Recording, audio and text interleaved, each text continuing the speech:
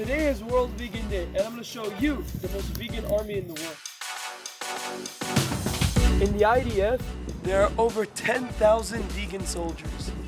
That's 1 out of every 18 soldiers. Every soldier has the freedom to choose vegan boots instead of leather ones, vegan berets instead of wool ones, and vegan food options for every single meal. This is Miri. Hi, my name is Miri and I've been vegan for 5 years. When I joined the IDF, I knew that keeping a vegan lifestyle was important to me. Come with me and I'll show you what's for lunch. We have salads, rice, lentils, and even a stir fry. For me, being a vegan is about health and animal rights. And I am proud that I can continue doing my part for both people and animals.